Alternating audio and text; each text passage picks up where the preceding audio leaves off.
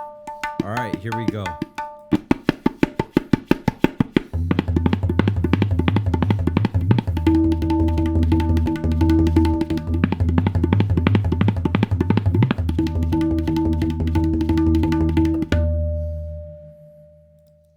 Not a bad intro, not that bad. Welcome back to the channel. Now, today we're going to be talking about three-finger etiquette. And I'm going to explain exactly why you should care about this. There's a really quick backstory about this. So I assume a lot of you guys have been learning for maybe a month or 6 months.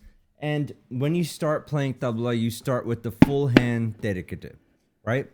And that's exactly how I started. I started with the full hand etiquette and I kept practicing it. And one day I hoped I'd play just as well as the ustads. But what happened is I turned 18 years old and I realized, wait, all of my favorite compositions, they're playing three-finger etiquette. Now, I tried not to blame my teacher very much, but I had to basically start from the beginning at three-finger etiquette at the age of 18, 13 years into playing tabla, and I don't want that to happen to you. So today we're going to discuss kind of an intro into three-finger etiquette and a very simple phrase that will get you started. Now, before I get to any of that, we are doing something very limited in 2026. It's a $5,000 a year program. There's 5 15-minute lessons every week. Mostly everyone does an hour a week. They don't make a whole lot of progress. They learned it wrong. There's excuses, stuff like that. With this, it's hyper-focused. We generate momentum. Your inspiration stays active and stays alive, basically. So if that sounds like it's for you, click the link in the description and join the school community. Now, let's get into how to play three-finger etiquette.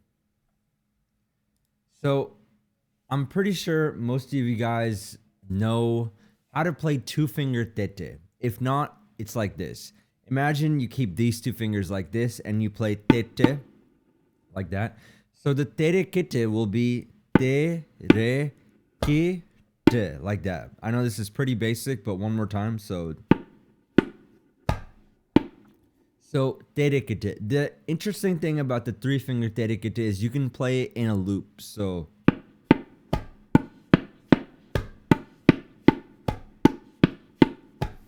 now make sure even this last te is almost as loud as these two.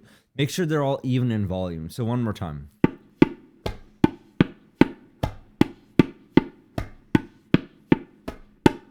So now we're going to introduce a phrase that will really help build your three-finger etiquette. It's not very hard. Dha etiquette, dha etiquette. So like this.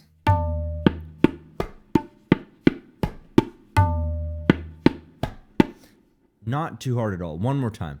Dha etiquette, dha etiquette. So a little bit slowly.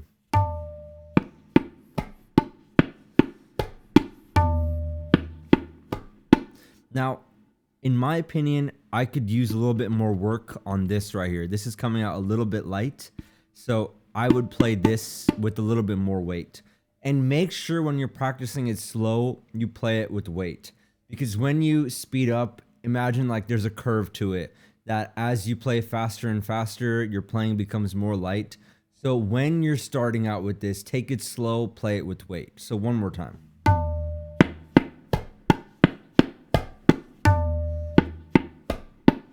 A little bit faster.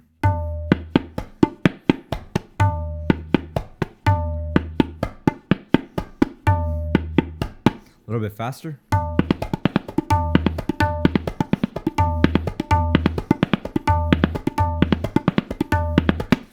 I like to think that it sounds like a machine gun, even when you go a little bit faster. Each one is rock solid when it comes out. So let's say you practice this. I know this phrase, you could play it, quite a few times, but it could get boring after a while. You can kind of switch around the bowls a little bit and just play terikita terikita dha terikita. So like this. You could add a taka at the end. In fact, let's just go ahead and do that. Tere kit dha tere kit taka. I think that would sound more interesting. So, tere kit dha tere kit taka.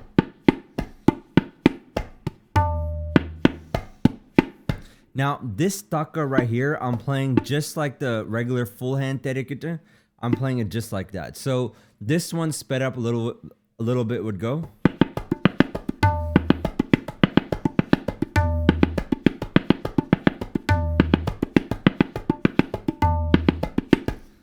So that right there is a great way to develop the three finger dedicata.